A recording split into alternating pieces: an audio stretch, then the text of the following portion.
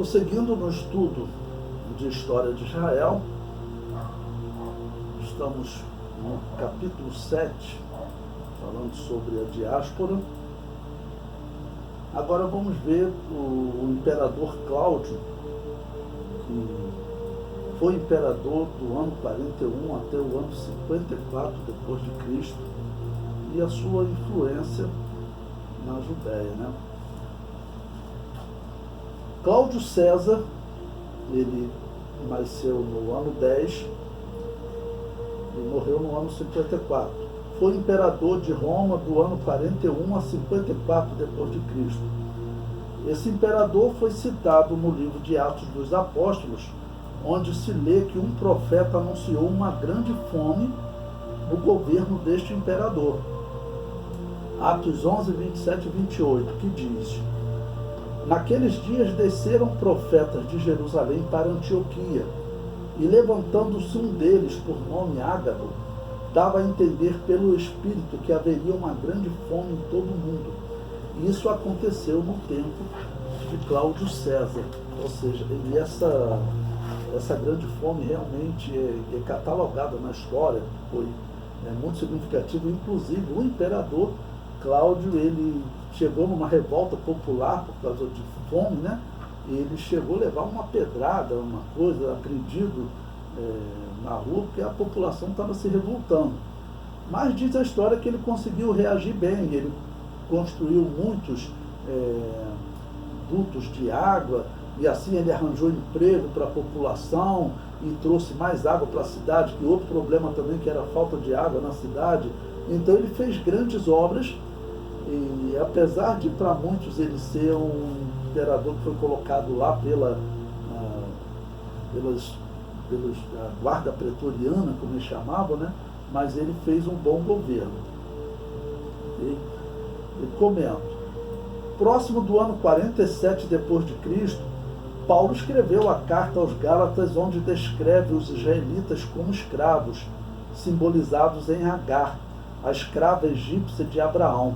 Está lá em Gálatas 4, 25. Ora, esta Agar é Sinai, um monte da Arábia, que corresponde a Jerusalém, que agora existe, pois é escrava com seus filhos. Essa parte aqui é bem interessante, né? Eu destaquei o ano 47 como o ano, né, desse imperador, que o apóstolo Paulo escreve descrevendo os israelitas como escravos e comparando eles a Agar. Ou seja, na verdade, os israelitas, eles eram filhos da livre, mas espiritualmente, o apóstolo Paulo está dizendo que eles eram filhos da escrava. Eles eram filhos da livre, Sara, mas da questão espiritual, eles eram filhos de Agar, ou seja, a escrava egípcia de Abraão. Ok? E quem era então a semente livre? O apóstolo Paulo está dizendo, somos nós. Então eu estou usando esse versículo aqui para falar do Estado de Israel nesse momento. Nesse momento também, espiritualmente, podemos pegar o que o profeta Ezequiel profetizou, que eles estavam e continuariam em um estado de ossos sequíssimos, ou seja, estavam realmente mortos espiritualmente. Esse período aqui, com certeza, pode se aplicar também essa profecia de Ezequiel, porque eles acabaram de rejeitar o Messias, ok? E essa é, sem sombra de dúvida, a pior atitude da história. Bom, nesse período, a Judéia vai ter um governador chamado Félix. E aí eu peguei aqui também uns destaques que o apóstolo, o historiador Joséfo fala desse governador. Então nós estamos vendo a história de Israel nesse período, em números redondos, 20 anos depois da morte de Jesus, ok? E cerca de 20 anos antes da revolta e da destruição de Jerusalém. É esse período. Aí agora chega no ano 52, Félix se torna governador da Judéia. E Joséfo nos diz: e constituiu, como já dissemos, Félix governador do restante da Judéia, Ele apenas tomou posse do cargo, fez guerra aos ladrões que devastavam todo o país há 20 anos, prendeu Eleazar, seu chefe, e vários outros, que mandou presos a Roma, além de mandar matar um número incrível de outros ladrões. É interessante, esse Félix, ele segue o mesmo sistema de Herodes. Se vocês lembrarem a parte da aula de Herodes, ele, antes de se tornar rei, ele foi colocado como governador da Galileia. E na Galileia, diz que ele, chegando na Galileia, eles pegaram todos os ladrões, né, as cadeias, eles vaziou as cadeias, botando todos os ladrões na cova. E outros ladrões que eram presos eram mortos. Aí diz a história que os ladrões falaram, vamos roubar em outro lugar. E a Galileia, no período do governo de Herodes, ficou limpa. E aí esse governador da Judéia já está fazendo a mesma coisa. Ou seja, isso até dentro da lei romana, isso era ilegal, não era todo tipo de ladrão que seria morto, né? Pois bem, Joséfo prossegue. Depois que a Judéia ficou livre desses ladrões, apareceram outros em Jerusalém, que de uma maneira diferente exerciam uma profissão infame e criminosa. Chamavam-nos de sicários. E não era de noite, mas em pleno dia, e particularmente nas festas mais solenes, que eles mostravam seu furor. Apunhalavam no meio do aperto aqueles aos quais haviam deliberado matar, e misturavam em seguida seus gritos com os de todo o povo, contra os culpados de tão grande crime. Tudo lhes saía tão bem que ficavam muito tempo impunes, sem que deles se desconfiasse. O primeiro que eles assassinaram dessa maneira foi Jonatas, o sumo sacerdote. Bom, uma pausa aqui para poder relembrar, né? Nós estamos próximo do ano 52, né? Entre o ano 52 e 60, e vamos considerar, faltam 10 anos para a destruição de Jerusalém, 15 a 10 anos para a destruição de Jerusalém. Então veja como haviam grupos dentro de Jerusalém que eram grupos extremamente violentos. Ou seja, aquela nação realmente, como nação religiosa, ela morreu. E ela morreu por quê? Morreu porque a religião se envolveu com a política. Uma coisa que nós temos que aprender na história é que religião e política não se misturam, porque dá confusão. Deu confusão com a Igreja Católica, deu confusão com a Igreja Protestante, não deu confusão com as igrejas anabatistas, porque nunca quiseram estar ligados à política. É o período que nós estamos vivendo hoje, corremos esse risco de nos ligarmos à política. Temos que tomar cuidado com isso. Então, os sacerdotes, eles eram políticos, desde que os macabeus ficaram como reis e como sacerdotes e depois como governadores e sacerdotes. Pronto, para Roma era um cargo político, governador, e ao mesmo tempo o homem era sumo sacerdote, ou seja, o sumo sacerdote automaticamente ele tinha o cargo político de governador. Resultou nisso, nesse período aqui, a religião católica, a religião judaica, podemos dizer que ela está morta. O que havia era, na verdade, grupos políticos, a cidade lucrando muito, porque Herodes tinha deixado grandes obras e a peregrinação era muito grande. E, então, essa briga política, e esse grupo aí é um dos grupos que nós temos que marcar, vocês têm que tensionar, porque são eles que vão estourar a revolta mais à frente. Ok? Então, eles mataram o sumo sacerdote. E não se passava um só dia sem que não se matassem a outros, do mesmo modo. Dessa forma, toda Jerusalém estava tomada de pavor, pois semelhante perigo só existira durante a guerra mais sangrenta. Então, o que ocorre? Esses grupos, diz também que eles faziam o seguinte, às vezes para fazer tumulto, eles não tinham ninguém para matar, Mas então, para fazer tumulto, eles pegavam, escolhiam uma pessoa e matavam. Só para, assim, eles queriam que a cidade ficasse em confusão. Ok? O comentário prossegue.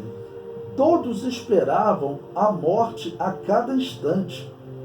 Tremia-se a aproximação de qualquer pessoa. Não se confiava nem mesmo nos amigos. E embora se vivesse sempre alerta, todas as desconfianças e suspeitas não eram capazes de garantir a vida àqueles aos quais tais celerados tinham decretado a morte. Tão astutos e espertos eles eram no ofício tão execrável. Ou seja, a violência, a morte daqueles políticos que não concordavam, porque já estou colocando, o sumo sacerdote era político. Antes disso já era, desde o dia dos Macabeus. E sempre lembrando, envolvendo política com religião, o que é que você tem?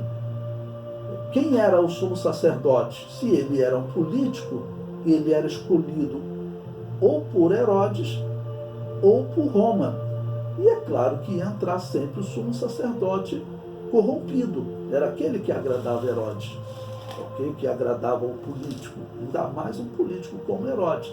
Então, infelizmente, assim como acontece no meio cristão também, de que alguns pastores que se desviam às vezes por causa do poder político, acontecia também naquela época. Aqueles homens que ficavam paparicando Herodes para Herodes colocar ele como sumo sacerdote. E o sumo sacerdote então era um cargo político, então aconteceu isso com Israel. Os judeus que hoje ainda não creem em Jesus como Salvador, eles têm que observar essa parte da história, né? O período da história deles, que eles conhecem, porque existem documentos romanos, tudo, eles sabem realmente que Jesus existiu e que ele foi rejeitado como Messias.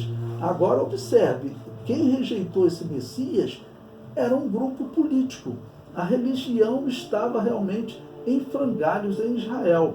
Haviam alguns, esses estudiosos, como nós estamos falando, Hillel, pareciam ser homens de Deus. As coisas que eles escreveram, os exemplos que deixaram, pareciam ser homens de Deus, tanto que o filho dele, como eu disse, talvez seja o Simeão de Lucas. Ele era rabino e teria profetizado, né, sobre Jesus para os seus pais, quando Jesus foi apresentar no templo. É uma possibilidade. Então, haviam alguns homens de Deus, mas se o sacerdócio, que era a direção da religião, estava corrompido, aquele culto ali estava corrompido. Tanto que Jesus vai expulsar, porque era um comércio dentro do templo. Por que eles deixavam ser um comércio? Porque os sumos sacerdotes eram políticos.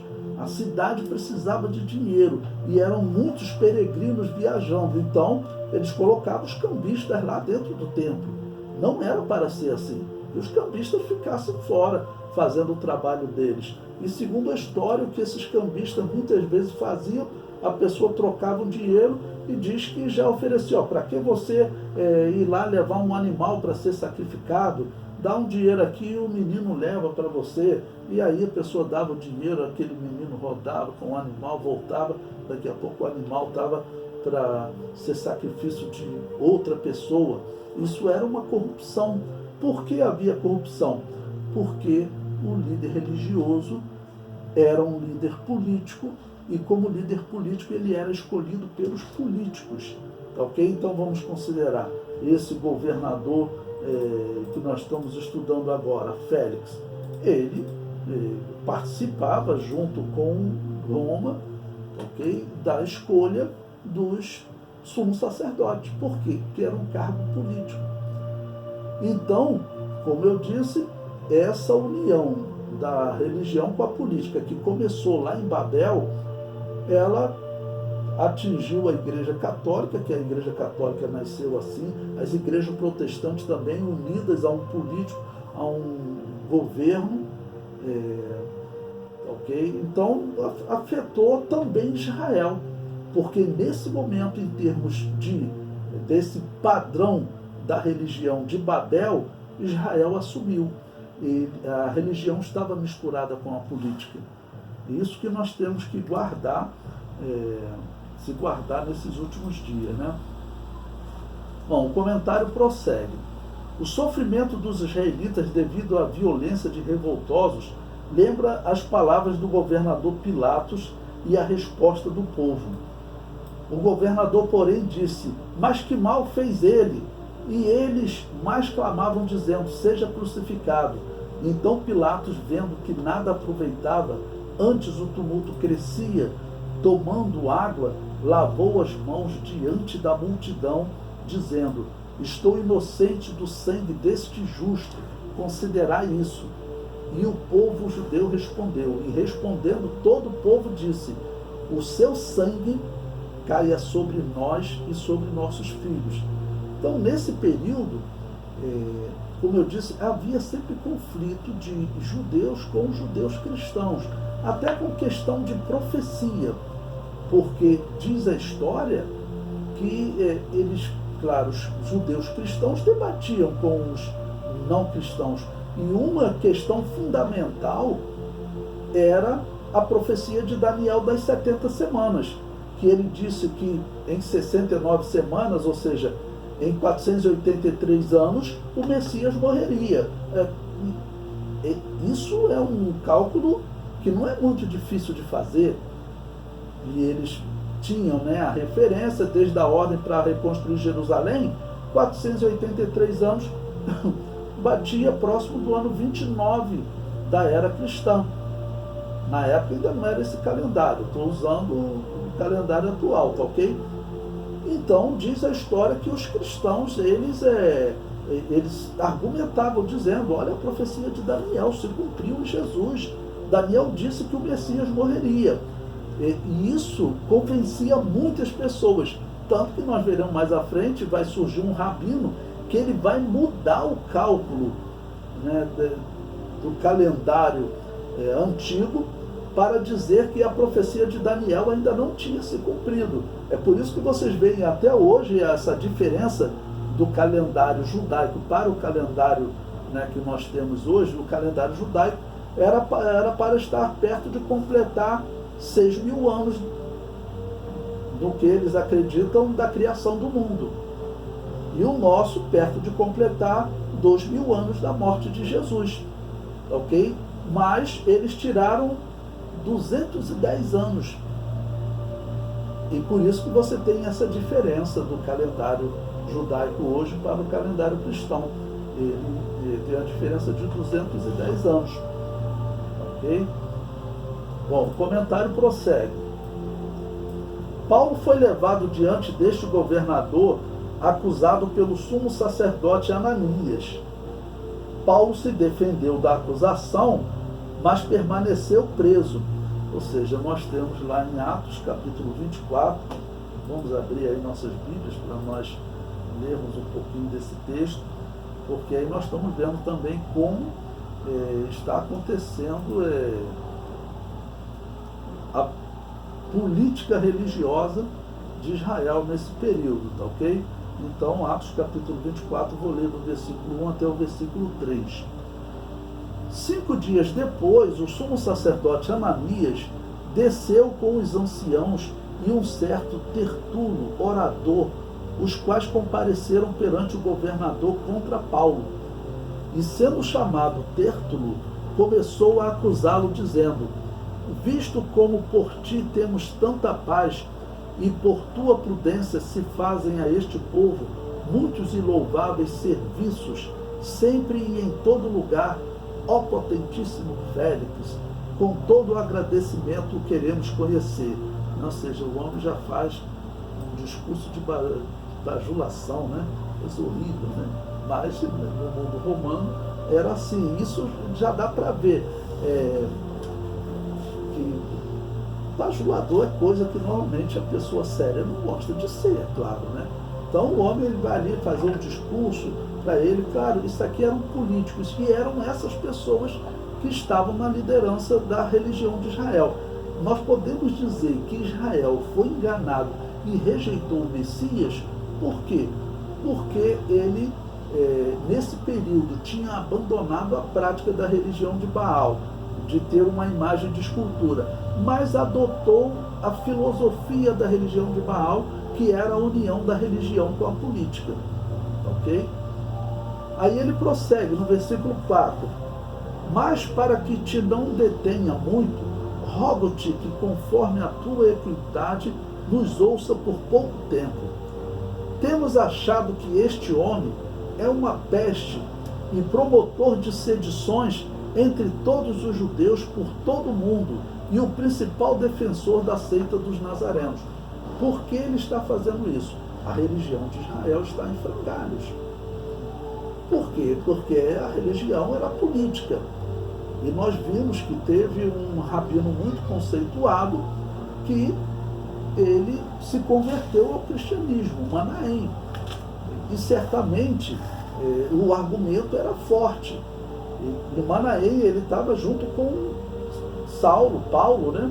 Ele estava junto com Paulo lá nessa cidade de Antioquia, e é claro que mostrava pela profecia que realmente a profecia de Daniel tinha se cumprido em Jesus. Isso era matemática, não tinha como errar. E claro, esse argumento era muito forte. Sendo esse argumento muito forte, o número de judeus intelectuais que foi certamente aumentando crendo em Jesus, por isso Saulo de Tarso, tudo bem, ele foi através de um milagre também, mas aí que ele foi estudar as Escrituras. Mas depois, quando ele foi sentar com esses mestres, Manaém provavelmente foi mestre de Saulo, né? Por quê? Porque ele fazia parte da mesma escola de Gamaliel. E se Gamaliel era, né, por ser descendente de Hilel, era mais importante, porém, Manaém, ele, pela história, vemos que ele era mais velho que Gamaliel. Então, ele certamente era muito conceituado. Quando Saulo de Tarso vem conversar com eles, a Bíblia não fala na conversão de Gamaliel, ok? Mas desse Manaém fala, ok? Então o apóstolo Paulo, quando apresentava essa profecia de Daniel, não tinha jeito, a profecia se cumpriu, ok? Então, o que está acontecendo com eles? A religião judaica está sendo esvaziada. E a religião judaica sendo esvaziada, esvaziava também o bolso dos políticos. Infelizmente eu tenho que falar isso. E o que ocorre? Então, o que eles estão fazendo? Estão tendo uma atitude política, que mesmo se fosse uma religião comum, se fosse o judaísmo, né, continuar só com o ritual, se fosse só isso, eles talvez não estariam nem perseguindo o cristão. Saíram de nós, mas tudo bem, deixa para lá. Porém, como a religião está envolvida com a política, aí está perdendo dinheiro, está perdendo poder, então eles falam, temos que fazer guerra a esses cristãos. É por isso, tá bom? E ele está, então, inventando a mentira do apóstolo Paulo. Só para lembrar, eu não estou falando de história da igreja, mas acaba que eles se encontram aqui para nós entendermos. Aqui, cerca de 10, 15 anos da destruição de Jerusalém, o que está acontecendo. O versículo 6. O qual intentou também profanar o templo, e por isso o prendemos, e conforme a nossa lei, o quisemos julgar. Mas sobrevindo o tribunal Lísias, nos tirou dentre as mãos com grande violência, mandando aos seus acusadores que viessem a ti, e dele tu mesmo, examinando, poderás entender tudo de que o acusamos. Né? Ou seja, eles queriam matar o apóstolo Paulo, porque ele era uma referência, e eles estão dizendo para o outro político superior a ele, que realmente teria autoridade para matar, ok? Que ele, então, execute o apóstolo Paulo. Mas se o apóstolo Paulo não tivesse sido tirado das mãos deles, eles iam matar. Eu já vi, assim, é uma questão muito complicada, mas, por exemplo, os judeus, eles reclamando que eles falam que os cristãos perseguiram os judeus, mas na verdade não foram os cristãos, foram os católicos. Os católicos perseguiam até os outros cristãos, ok? Mas os judeus também perseguiam. Esse período aqui da política judaica, eles tentam matar, exterminar os cristãos, tanto que matam Tiago, né? Ok? Então, eles aqui estão perseguindo para matar o apóstolo Paulo, aí não tiveram esse direito. Então, o versículo 9. E também os judeus o acusavam, dizendo serem estas coisas assim. Paulo, porém, fazendo-lhe o governador sinal que falasse, respondeu: porque sei que já vai para muitos anos que desta nação é juiz, com tanto melhor ânimo, respondo por mim. Pois bem podes saber que não há mais de 12 dias que subi a Jerusalém a adorar. E não me acharam no templo falando com alguém, nem amotinando o povo nas sinagogas, nem na cidade, nem tampouco podem provar as coisas de que agora me acusam.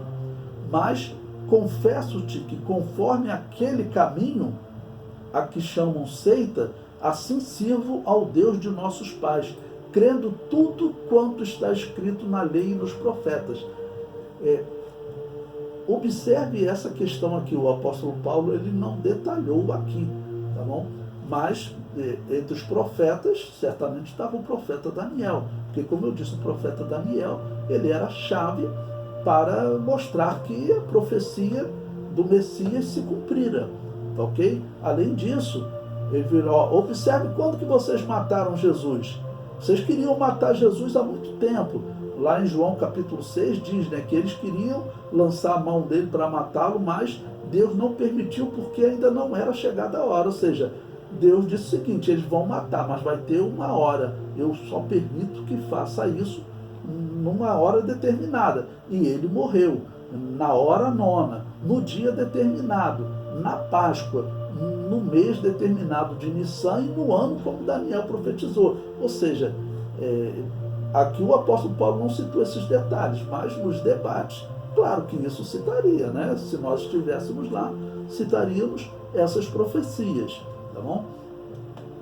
Aí o apóstolo, então, quer dizer, mostra que esses homens, eles não tinham nenhum compromisso nem com as Escrituras. Porque se eles tivessem compromisso, o que você faz? Olha, eu tenho que largar o poder, eu tenho que largar tudo, porque, em primeiro lugar, eu tenho que salvar a minha alma. Mas o político, que não é realmente um homem que temia a Deus, no judaísmo, o que ele faz? Mesmo ele ouvindo os argumentos que sejam bem claros, ele não vai aceitar. Ou então ele vai perverter a história e as Escrituras, como nós veremos que terá rabino que infelizmente fará. Versículo 15. Tendo esperança em Deus, como estes mesmos também esperam, de que há de haver ressurreição de mortos, tanto dos justos como dos injustos. Esse era um tema que romanos e gregos, eles nem gostavam, nem acreditavam. Falassem nisso, eles achavam até que era um pouco de loucura, tá bom? Mas o apóstolo Paulo usou isso para ele deixar claro o que ele pregava, porque ele tinha que pregar isso que na filosofia greco-romana, como chamavam, né, era considerado loucura. Não havia nada de alguém morrer, voltar a este mundo, ok? Versículo 16. E por isso procuro sempre ter uma consciência sem ofensa, tanto para com Deus como para com os homens. Ora, muitos anos depois, vim trazer à minha nação esmolas e ofertas. Nisto me acharam já santificado no templo, não em ajuntamento, nem com alvoroços, uns certos judeus da Ásia, os quais convinham que estivessem presentes perante ti e que me acusassem, se alguma coisa contra mim tivessem. Bom, aqui tem uma questão interessante para nós falarmos dentro da história de Israel, que é o fato do apóstolo Paulo ele manter esse ritual do templo, ok? Se eu estivesse lá, eu digo o seguinte: em termos de cristianismo, aquilo não tinha valor nenhum. Então, eu não tenho nenhuma ligação com aquele ritual. Mas o apóstolo Paulo, por ser judeu, por ser israelita, melhor dizendo, da tribo de Benjamim, ele ainda mantinha um um apego especial e talvez de intercessão por Israel, ok? Vamos lembrar que próximo do ano 70, nesse período mais ou menos, vai estar sendo escrita a carta aos Hebreus e vai descrever exatamente a situação espiritual deles nesse momento. Ou seja, eles estavam, infelizmente, como o autor dos Hebreus descreve, estavam caídos. Ele descreve que a nação era impossível de ser restaurada.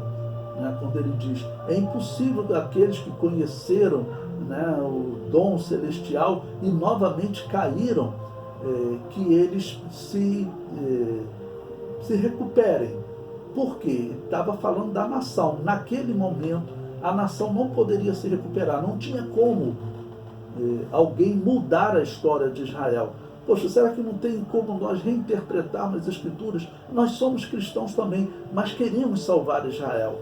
Parece que esse era o sentimento da igreja. Então o autor dos Hebreus escreve nesse período para eles também, dizendo, olha, não tem mais jeito. Desde que eles rejeitaram o Messias, Deus voltou-se para os gentios. Isso estava profetizado. Não tem como mudar. Agora, como Jesus Cristo profetizou, ok? Eles vão seguir